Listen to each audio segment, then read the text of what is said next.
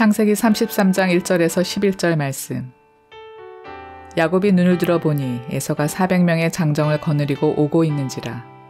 그의 자식들을 나누어 레아와 라헬과 두 여종에게 맡기고 여종들과 그들의 자식들은 앞에 두고 레아와 그의 자식들은 다음에 두고 라헬과 요셉은 뒤에 두고 자기는 그들 앞에서 나아가되 몸을 7번 땅에 굽히며 그의 형 에서에게 가까이 가니 에서가 달려와서 그를 맞이하여 안고 목을 어긋 맞추어 그와 입맞추고 서로 우니라. 에서가 눈을 들어 여인들과 자식들을 보고 묻되 너와 함께한 이들은 누구냐? 야곱이 이르되 하나님이 주의 종에게 은혜로 주신 자식들이니이다. 그때 여종들이 그의 자식들과 더불어 나아와 절하고 레아도 그의 자식들과 더불어 나아와 절하고 그 후에 요셉이 라헬과 더불어 나아와 절하니 에서가 또 이르되 내가 만난 바 이 모든 때는 무슨 까닭이냐? 야곱이 이르되 내 주께 은혜를 입으려 함이니이다. 에서가 이르되 내 동생아 내게 있는 것이 족하니 네 소유는 내게 두라. 야곱이 이르되 그렇지 아니하니이다. 내가 형님의 눈앞에서 은혜를 입었사오면 청하건대 내 손에서 이 예물을 받으소서. 내가 형님의 얼굴을 배운즉 하나님의 얼굴을 본 것 같사오며 형님도 나를 기뻐하심이니이다. 하나님이 내게 은혜를 베푸셨고 내 소유도 족하오니 청하건대 내가 형님께 드리는 예물을 받으소서 하고 그에게 강권함에 받으니라.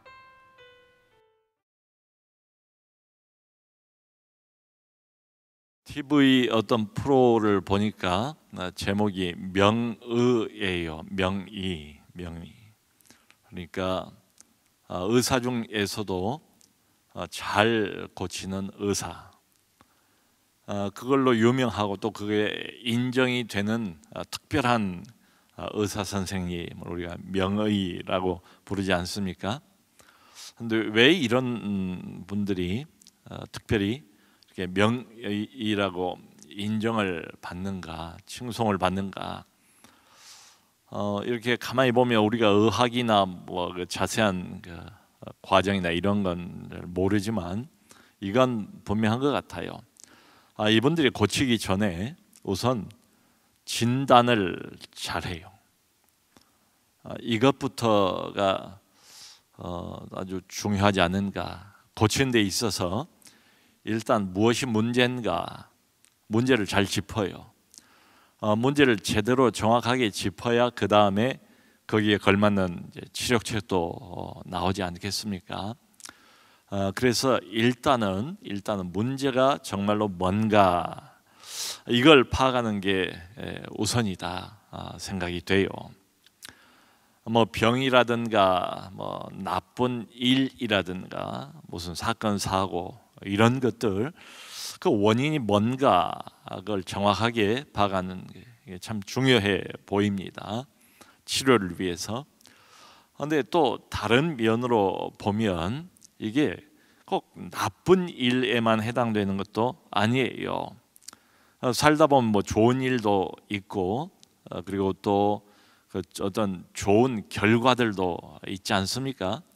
그러니까 좋은 일, 좋은 결과도 쭉 거슬러 올라가 보면 그 어떤 원인이 있어요. 있지 않겠습니까? 그러니까 나쁜 일, 나쁜 결과도 그 원인이 있고 좋은 일, 좋은 결과도 원인이 있어요. 오늘은 그 후자를 좀 말씀을 드리려고 합니다. 좋은 일, 좋은 결과 그 좋잖아요. 그 좋은 일만 계속해서 우리 인생의 반복이 된다면 얼마나 바람직하겠습니까? 그런데 이게 계속해서 정말 이런 좋은 일, 좋은 결과를 반복을 하려면, 경험을 하려면 이것도 마찬가지라고 생각을 해요. 이 좋은 일의 원인이 뭔가 그걸 좀 짚어볼 필요가 있지 않은가. 그래서 같은 좋은 결과를 원한다면 이걸 결과로 이렇게 만들어낸 그 원인, 이걸 파악을 해야 되지 않겠는가. 그래서 원리를 알아야 제대로 진단을 해야 좋은 일을 만들어내는 원리가 뭔가, 좋은 결과를 만들어낸 원리가 뭔가, 이게 뭐 몸의 좋은 결과만 말씀드리는 게 아니고 우리 마음의 좋은 결과, 또 우리 영혼의 좋은 결과, 그 원인을 정확히 파악을 해야 또 같은 결과를 얻을 수 있지 않겠는가 생각을 합니다. 오늘 본문을 보면 아까 읽으신 것처럼 야곱에게 아주 좋은 일이 일어난 거지요. 이를테면 그리고 매우 걱정을 많이 하지 않았습니까? 형을 만나는 것을. 그런데 아주 예상 외로 생각했던 것 이상으로 좋은 결과를 가져왔어요. 참 몹시 두려워하다가 드디어 오늘 본문에서는 자신의 그 쌍둥이 친형인 에서를 만나게 됩니다. 그러니까 이게 딱 20년 만이죠. 그야말로 흔히 하는 말처럼 극적인 상봉입니다. 20년 만에 강산이 2번 변했어요. 이제 나이도 뭐 서로 많이 먹었습니다. 드디어 근데 형제가 만났어요. 근데 여러분, 우리가 지난주에 본 것처럼 이제 오늘 본문에서는 특별히 요 앞에 있었던 사건을 함께 염두에 두는 게 굉장히 중요합니다. 오늘 본문은 이제 창세기 33장인데요. 지난번 본문이 당연히 창세기 32장이었죠. 창세기 32장에서 가장 중요한 사건은 야곱이 홀로 남아서 마지막에 야복강 기도 실험이 있지 않았습니까? 밤새 하나님의 천사, 사실은 이제 하나님에게 매달려서 밤새 기도로 실험을 하지 않았습니까? 그 기도로 하나님과 밤새 실험을 한 결과가 뭐였습니까? 하나님이 야곱에게 2가지를 하시죠. 하나는 야곱의 환도뼈를 치십니다. 야곱을 약하게 만드세요. 야곱의 문제하고 우리의 문제가 대동소이한 게 굉장히 많아요. 그래서 아마 야곱이 우리하고 비슷하기 때문에 야곱에 관한 이야기를 이 성경에 아주 오래 길게 뭐 이렇게도 하고 저렇게도 이야기하고 그런 것 같아요. 야곱의 문제는 너무 강한 게 문제예요. 욕심도 강하고 집착도 강하고 열심도 강하고, 그게 이제 자기 열심이죠. 열심도 강해요. 이게 문제예요. 그래서 좀 힘을 빼야 돼요. 야곱의 문제는. 그래서 하나님께서 그 환도뼈를 치셨답니다. 그 뒤로는 야곱이 계속 절뚝거리며 걸지 않습니까? 말하자면 인생의 어떤 무게 중심을 하나님이 때리신 거예요. 그를 약하게 만들기 위해서 옛사람의 이게 표징이라고 할 수 있지요. 환도뼈를 하나님이 치셨습니다. 그리고는 성경에 아주 정확히 기록하기를 그날 이후로는 야곱이 절뚝거리며 걸었더라, 이렇게 이야기를 해요. 환도뼈를 쳐서 위고를 시키는 요거 하나 하고, 그리고 또 하나 하나님이 하신 일이 야곱의 이름을 이스라엘로 바꾼 일이 있지 않았습니까? 그러니까 이제 이 야복강 사건 이후, 이날 이후로 야곱은 더 이상 옛날의 야곱은 아니에요. 욕심쟁이 야곱은 아니에요. 하나님의 손에 의해서 옛사람이 타격을 받은 야곱으로 변화가 된 겁니다. 새 사람이 된 거예요. 자, 그리고 난 다음에 이제 바로 오늘 이제 본문으로 이어집니다. 야곱이 절뚝거리면서 야복강을 건넜습니다. 그 장면을 생각을 해보세요. 온전한 다리가 아니에요. 말하자면 가족들이 보니까 이상해진 거지요. 한쪽 발을 못 걸어요. 이제 이것도 하나의 상징이지요. 자기 발로 자기 힘으로 자기 인생길을 걸어가는 그런 사람이 아니고 이제는 뭔가를 의지하지 않을 수가 없어요. 뭘 의지하겠습니까? 하나님을 의지하는 사람이 된 거지요. 하나님이 이걸 노리셨다, 하나님이 이걸 의도하셨다라고 생각을 합니다. 그래서 야복강을 건너서 이제 저쪽으로 갔는데 1절 맨 처음에 어떤 이야기가 나오는가 하면 야곱이 눈을 들어 보니, 건너자마자 야곱이 눈을 들어 보니, 이제 날이 샜을 것 아닙니까? 환한 아침이 됐겠지요. 눈을 들어 보니 보이는데 뭐가 보이는가 하면 에서가 말 그대로 400명의 장정을 거느리고 자기를 맞이하러 오는 장면을 본 거예요. 여러분 그 전에 야곱 같으면 정말 이 장면 보고 두려움, 공포, 당장의 패닉 상태에 빠져버리지 않겠습니까? 그런데 오늘 이 본문을 이렇게 보면 본문의 어떤 분위기랄까요? 본문이 말하고 있는 이 내용이 우리에게 가져다주는 분위기가 공포, 패닉, 두려움 이런 것은 해당이 안 되는 것 같아요. 그런 암시가 전혀 없어 보여요. 야곱이 눈을 들어 보니 이게 상당히 좀 의연함, 그리고 일종의 당당함, 아무것도 아닌 아무렇지도 않은 이런 느낌이 들지 않습니까? 이전하고는 달라요. 이 뒤에 이렇게 봐도 이 분위기가 쭉 이어지는 것처럼 보입니다. 그래서 어떻게 해서 야곱이 참 하루 사이에 이렇게 변화가 됐는가? 극도의 공포에서 이제는 그 반대죠. 참 이제 뒤에 보면 화해하는 장면이 나오고 참 극도의 어떤 그 기쁨이 주어지지 않습니까? 형제들 사이에. 그러니까 극과 극이에요. 하루 사이에. 그러니까 이게 왜 그런가? 좀 우리가 여기 좀 머물러서 다시 한번 생각을 해볼 필요가 있어요. 그 이유는 지난번에 우리가 봤던 간밤의 그 사건 역시 그게 중요해요. 이어지는 사건입니다. 하나님을 만난 사건, 그 다음에 형 에서를 만난 사건, 이어진 사건이에요. 그 지난번 보았던 32장 30절을 보면 이런 말이 있어요. 이제 야곱이 하나님과 씨름하고 난 다음에 기도응답은 받고 환도뼈는 위골이 되고 이제 절뚝거리면서 하는 말이 이거예요. 이제 스스로 내가 하나님을 대면하여 보았으나 내 생명이 보존되었도다. 그래서 그 하나님을 대면해서 본 그 장소를 또 이름 짓기를 브니엘, 하나님의 얼굴이에요. 하나님의 얼굴. 엘은 하나님이고 봤다 이 말이에요. 브니엘, 하나님을 보았다. 하나님을 본 장소. 되게 하나님을 보면 이제 죽게 되어 있는데 야곱은 안 죽고 살았다 이거지요. 내가 하나님의 얼굴을 보았다. 대면하여 보았다. 내 생명이 보존되었다. 여러분 여기도 보면요. 이제 그 주의를 조금 저희가 주의를 마음을 담아서 주의하면서 보면 이 단어가 좀 걸리지 않습니까? 내가 하나님을 대면하여 보았으나 여기도 본 거예요. 그러니까 야곱이 이렇게 보면 눈을 들어 형이 자기에게 오는 것을 보았다. 형 에서를 보았어요. 근데 먼저 누구를 보았는가 하면 먼저 하나님을 보았어요. 그러니까 요 짧은 이 본문 이 흐름 속에서 야곱은 지금 두 대상을 본 셈입니다. 두 대상. 하나님의 얼굴을 보았어요.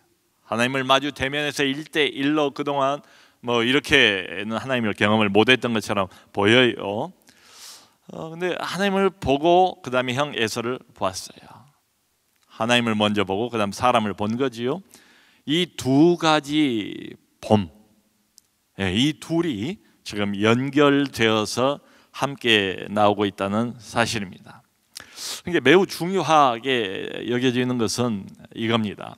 형 에서를 보기 전에 야곱이 먼저 누구를 보았습니까? 하나님을 먼저 보았어요. 이 순서가 중요해요. 누구의 얼굴을 먼저 보는가? 이게 특별히 오늘 본문 또 이게 본문이 지금 주고 싶어하는 이 메시지 형과의 이렇게 만남에 관해서 대단히 중요해 보입니다. 여러분 알려지기로는 고대에는 하나님의 얼굴, 전능자의 얼굴, 신의 얼굴을 내가 맞대면에서 보면 죽음이다. 죽을 수밖에 없다. 죄가 많은 존재가 거룩한 하나님을 보니까 말이죠. 근데 보고도 야곱이 살아남았어요. 이제 이건 하나님의 은혜지요. 이 특별한 선택받은 사람에게 하나님께서 은혜를 베푸신 거지요. 그래서 그 장소를 얼굴을 보았다 브니엘이라고까지 지었어요.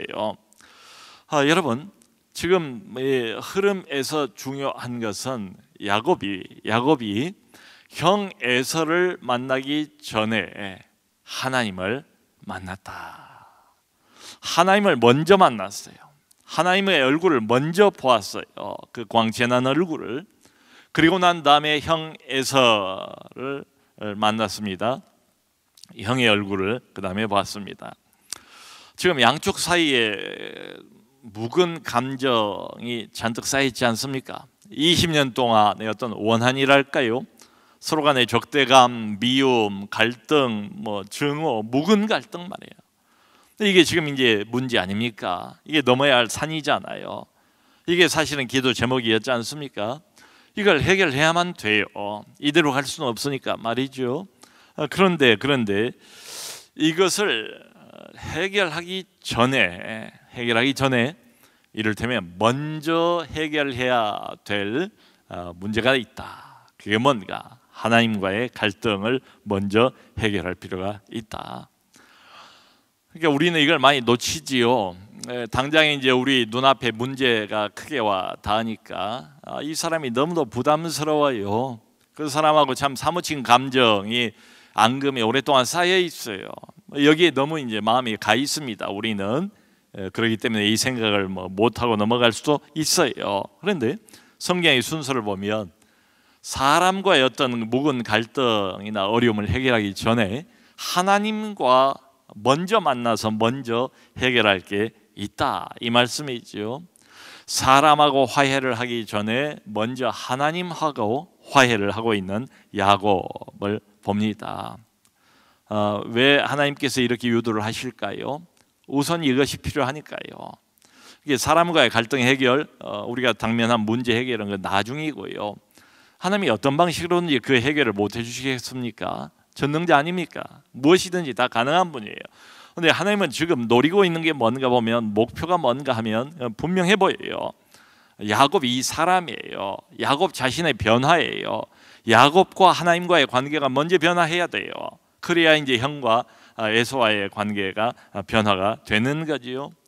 그러니까 이 사람이 좀 자기 멋대로 천방지축으로 사는 사람 아닙니까? 자기 열심 가지고 자기 목표를 정해서 이렇게 살아간 사람이에요. 자기만 믿고 살아간 사람. 이 사람이 하나님 중심의 사람으로, 믿음의 사람으로 바뀌어야 됩니다. 그래서 그걸 위해서 하나님을 본격적으로 먼저 만나야 돼요. 하나님의 얼굴을 먼저 봐야 돼요.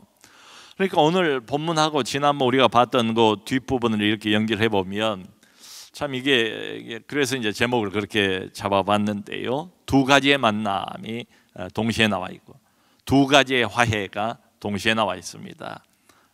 두 가지 만남은 하나님과의 만남, 형과의 만남. 두 가지 화해는 하나님과 화해하고 형과 화해하고. 근데 다시 말씀을 드리자면 이게 순서가 매우 중요해 보여요. 이 순서를 바꾸면 안 돼요. 효과가 없어요. 여러분, 우리도 이런 경우들이 적지 않이 있지 않습니까?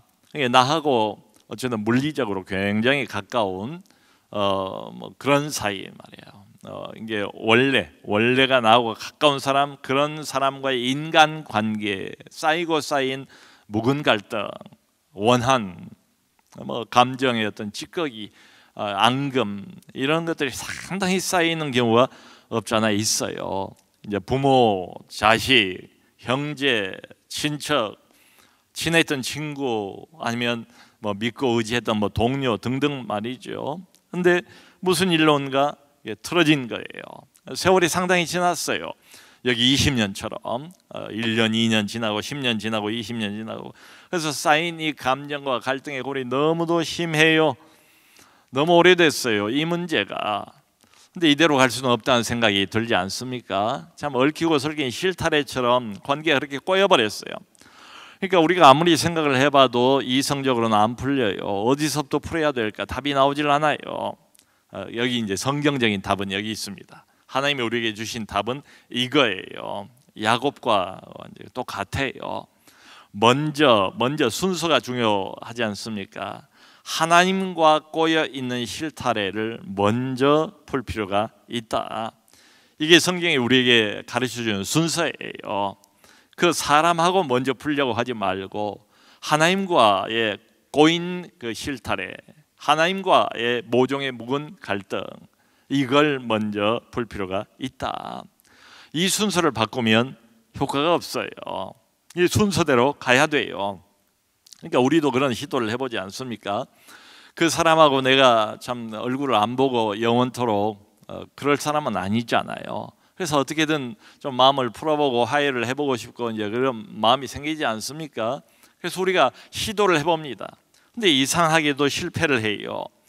다짜고짜 그냥 사람 갈등부터 내가 내 식으로 내 마음, 뭐 인간의 마음을 가지고 내 열심을 가지고 풀려고 하면 여러분 잘 됩니까? 제가 볼 때는 잘 안 되는 것 같아요. 거의. 오히려 더 꼬여버리는 경우도 많고 더 상처가 깊어지는 경우도 많고 잘 안 풀려요. 그러니까 이런 종류의 갈등을 어떤 식으로 믿는 사람이 다루어야 될 것인가? 여기 해답이 나와 있지 않습니까? 우선 순서를 좀 바꾸자. 그 사람하고의 갈등을 풀려고 하기 전에 나와 하나님과의 관계, 모든 문제는 바로 여기서부터 풀어나가야 돼요. 나와 하나님과의 관계 문제부터 점검을 하고 그것부터 풀어야 되고, 만일 하나님께서 내게 대해서 말씀하고 싶어하는 게 있다면, 나에 대해서 하나님께서 갖고 있는 어떤 모종의 갈등이 있으시다면 하나님과 먼저 화해하고 하나님과 먼저 풀어야 된다. 이게 바로 지난주에 보았던 야복강 사건입니다. 그게 먼저 풀려야 돼요. 그게 풀려야 그 다음에 오랫동안 묵었던 인간관계의 갈등을 풀 수가 있습니다. 그건 내가 푸는 것 아니에요. 사람의 마음은 내가 뭐 이렇게 저렇게 풀 수가 없어요. 불가능을 종종 경험하지 않습니까? 하나님이 풀어주셔야 돼요. 오늘 본문이 그 내용입니다. 여기 보면 이제 야곱이 이제 형을 만나는데 세 때로 나눴다고 그러잖아요. 맨 먼저 그 여종하고 여종의 자식들입니다. 그렇게 먼저 이제 앞에 이렇게 가고, 그 다음에 그 중간에 레아와 레아가 낳은 자식들 이게 중간에 또 세우고, 그 다음에 맨 마지막에 라헬과 라헬이 낳은 요셉을 맨 마지막에 세우고 이렇게 갑니다. 그러니까 이런 모습을 보면 또 재미있지 않습니까? 야곱이 큰 참 영적 체험을 했죠. 야복강에서 하나님을 한 번 더 본격적으로 만난 거예요. 이게 상당히 많이 이제 타격도 받고 변화도 되고 그랬어요. 그럼에도 불구하고 이제 이런 모습들을 보면 하나님을 만나고 난 후에도 인간적인 면, 그러니까 자기가 사랑하는 라헬하고 요셉을 맨 뒤에 두잖아요. 여전히 편애하는 것 아닙니까? 이게 그대로 남아 있어요.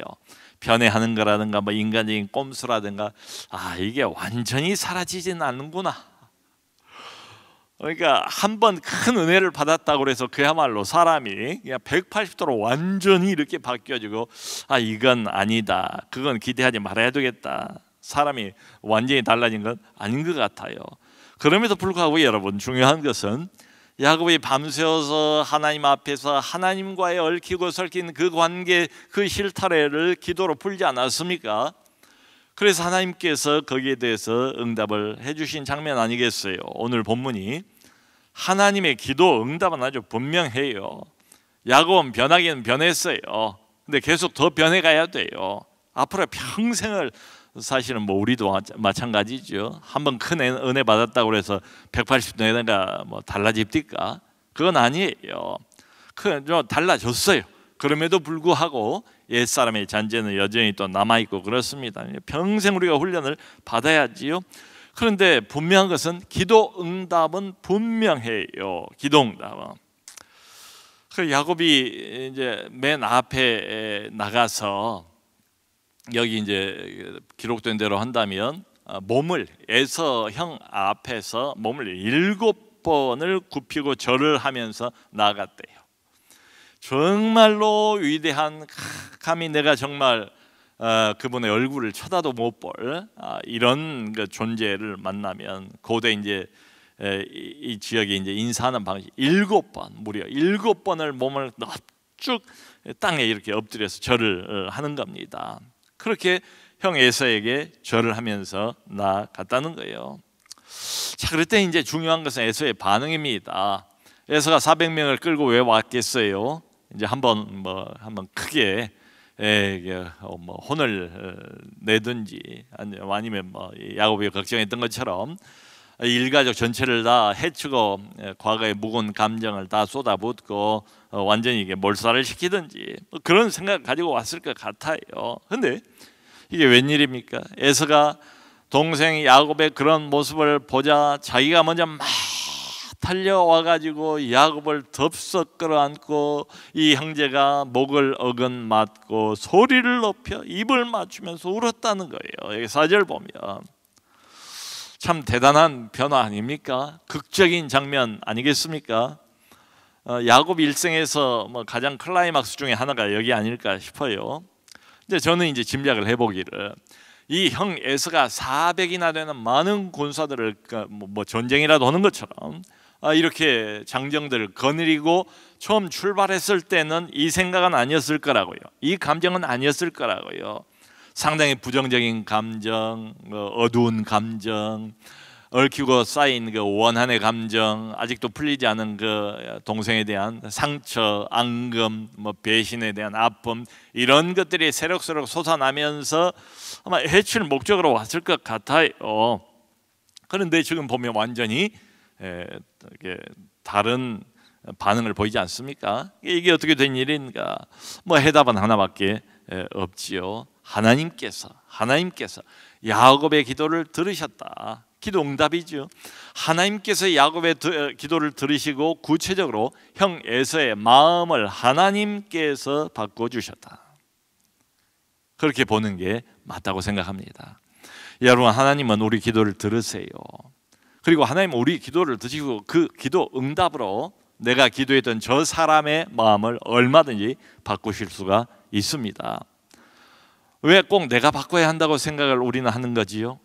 하나님이 사람의 마음을 바꿀 수 있지 사람이 사람의 마음을 바꾸기는 거의 불가능해 보여요. 나도 내 마음을 바꾸기가 어려운데 어떻게 다른 사람의 마음을 내 마음대로 바꿀 수가 있습니까? 네, 내 기도를 들으신 하나님이 바꾸신다. 여러분, 성경 보면 그 아람의 군대장관 나만 있지 않습니까? 나만이 참 위대한 전쟁 용사, 이 아람의 영웅인데 그 사람에게 문둥병이 있었잖아요. 그걸 고칠 수가 없어서 늘 노심초사하고 있었는데 그리 끌려온 유대에서 끌려온 여자 종 아이 하나가 그 엘리사라는 유명한 선지자가 있는데 그 선지자에게 가면 우리 주인이 고침을 받을 수 있을 것 같습니다. 그 하찮은 여자아이 종 하나 끌려온 노예가 뭐라고 이렇게 조잘거리는데 거기에 귀를 기울일 대제국의 대표적인 장군이 들을 리가 없잖아요, 상식적으로 보면. 그런데 하나님이 그 마음을 움직여 주셨죠. 갔더니 상대도 안 하고 그냥 요단강 가서 7번 씻으라는데 얼마나 기분이 나쁘겠어요.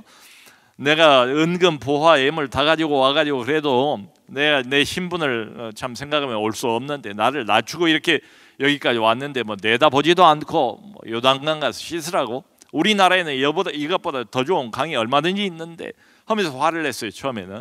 내 옆에 있는 종들이 또 여기까지 왔는데 믿지야 정말 본전 아닙니까? 한번 해보시죠. 또 마음이 바뀌어져 가지고 결국 고침을 받지 않습니까? 그러니까 그런 순간순간들이 이렇게 될 수도 있고 저렇게 될 수도 있고 하나님이 그 마음을 바꾸실 수 있다. 요즘에 그 매일 성경에 압살롬이 아버지 다윗에게 반역을 일으키지 않습니까? 다윗이 이제 정말로 죽게 됐어요. 왜냐하면 압살롬 편에 그 유명한 제갈공명 비슷한 아히도벨이라는 모사가 붙었어요. 그런데 아히도벨이 정말 기가 막힌 제안을 했어요. 그럼 다윗은 꼼짝없이 이제 다 죽는 겁니다. 다윗의 인생은 거기서 끝날 판이에요. 그런데 또 다른 모사인 다윗의 첩자인 후세라는 사람인데 후세의 말을 웬일인지 그 압살롬이 좋게 받아들인 거예요. 그 안을 선택한 나머지 압살롬은 죽고 다윗은 다시 회복이 돼요. 그것도 배후에는 무엇이겠습니까? 하나님께서 사람의 마음을 바꿀 수 있다. 바꿀 수 있다. 이걸 우리가 염두에 둘 필요가 있어요. 그러니까 지금 적대감과 미움이 가득한 채로 두 사람이 만나서 다시 충돌을 할 수도 있는데 오늘 보는 것처럼 놀라운 광경이 눈앞에 벌어지지 않습니까? 그야말로 뜨거운 형제애로 서로 목을 어긋맞고 20년 만에 그렇게도 그립고 정말 보고 싶고 그랬던 형제인 것처럼 뜨거운 사랑을 서로 눈물을 주고받고 나누지 않습니까? 이 놀라운 광경이 어떻게 해서 가능해졌는가? 야곱이 선물을 많이 보냈죠. 여러 번에 걸쳐서 선물 공세로 된 것도 아니고 에서가 도덕적으로 출중해서 스스로 능동적으로 그 마음을 바꾼 것도 전혀 아니고 결론은 딱 하나죠. 하나님의 은혜로 바꿔진 거다. 성령의 능력으로 바꿔진 거다. 왜냐하면 우리도 아는 것처럼 사람 마음은 잘 안 바뀐다. 이걸 말로 풀어보고 해보려고 실타래를 풀어보려고 하면 얼마인지 더 꼬일 수도 있지 않습니까? 근데 여러분, 말보다 선물보다 인간적인 무슨 꼼수보다 여기 가르쳐 준 대로 하나님 앞에 정말 절체절명의 위기다, 나 이거 풀어야 된다, 그러지 않으면 견디기 어렵다 하면 금식하고 하나님만 의지합니다. 금식하고 기도하고 매달리고 그랬더니 그런 경험들이 적잖이 있어요. 참 놀라운 일이 벌어지다. 내가 경험하면서 잘 믿기가 어려워. 서로 미워했어요. 그 감정이 아직 남아있어요. 근데 내 쪽에서 먼저 접근을 하려고 합니다. 근데 두려워요. 하나님 앞에 매달립니다. 금식합니다. 기도합니다. 하나님이여 불쌍히 여겨주옵소서. 그런데 막상 만나보니까 이상하게도 양쪽이 다 그래요. 눈 녹듯이 그 원한의 감정, 어두운 감정, 날카로운 감정이 다 사라져버린 거예요. 서로가 서로 딱 만나 보니까 그냥 서로를 그냥 이렇게 수용하는 마음이 있지 않습니까? 내 마음만 그런 것이 아니고 상대 마음도 사람이 느끼잖아요. 서로가 서로를 수용하는 마음. 심지어는 상대방이 갑자기 사랑스럽기까지 하다. 사랑스럽기까지 할 정도로 여기 에서와 야곱의 관계처럼 말이에요. 이걸 누가 하셨는가? 그건 내 의지가 아니에요. 내 결단이 아니에요. 하나님이 내 기도를 들으시고 사람 마음을 바꾸신 거지요. 내 마음도 바꾸고 저쪽 마음도 바꿔주신 거예요. 여기 이제 뒤에 보면은 에서가 물어봅니다. 이제 처음 보는 여자하고 이제 아이들이니까 이 누구냐? 하나님이 주의 종에게 은혜로 주신 자식들입니다.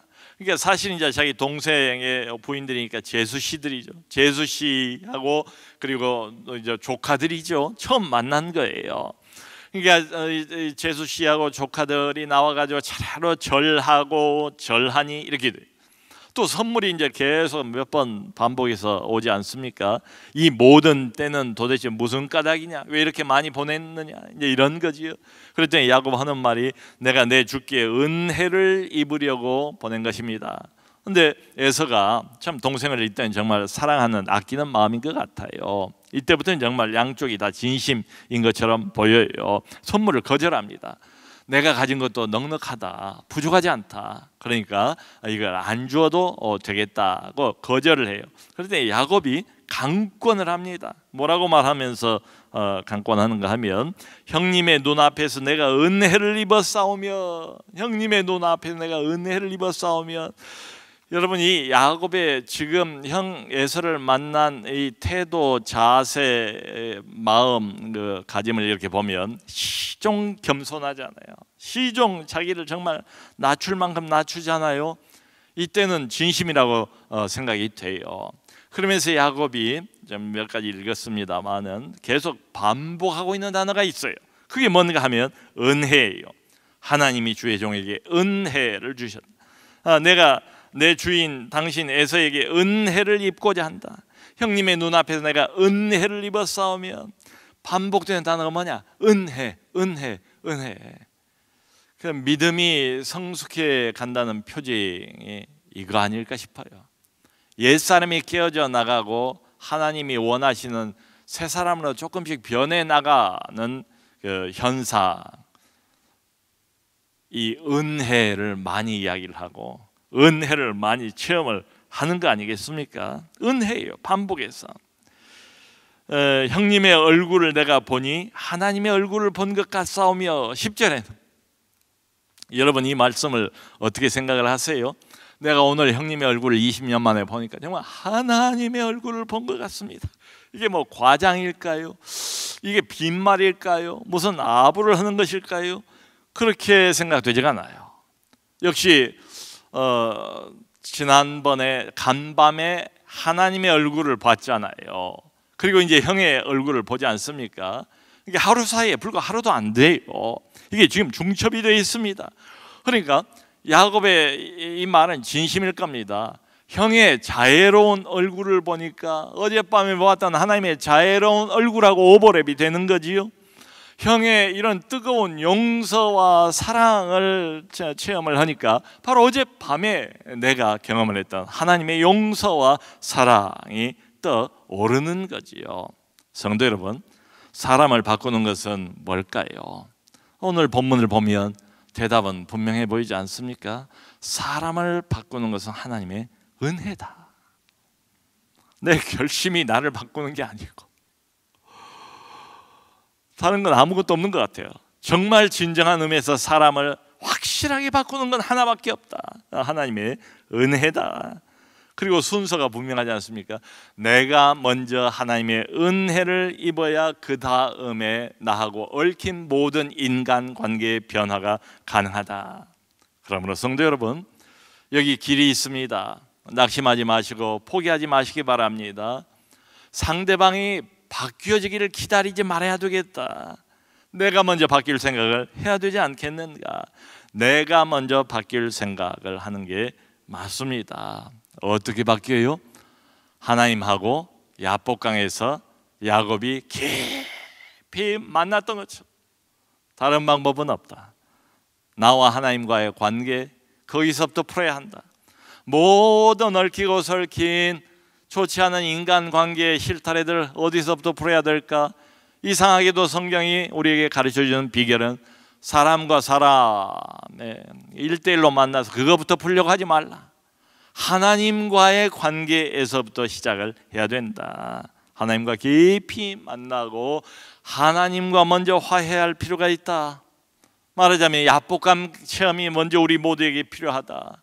다른 말로 하면 우리가 가지고 있는 하나님이 보기 싫어하는, 하나님이 갈등을 일으키는, 하나님 마음의 갈등을 일으키는 우리의 옛사람이 먼저 깨져나갈 필요가 있다.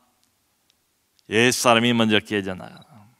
그러면 이후에 다른 사람하고의 갈등도 아주 자연스럽게 하나님이 그때부터 이제 풀어주시지 않겠습니까? 하나님께서 사람의 마음을 움직여 주시지 않겠는가?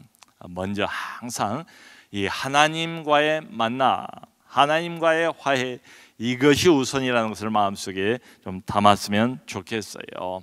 하나님을 깊이 만나시고 그리고 이후에 변화된 사람으로서 이후에 사람들하고도 화해를 하시고 그리고 화평케 하는 자 되기를 주님의 이름으로 축원합니다.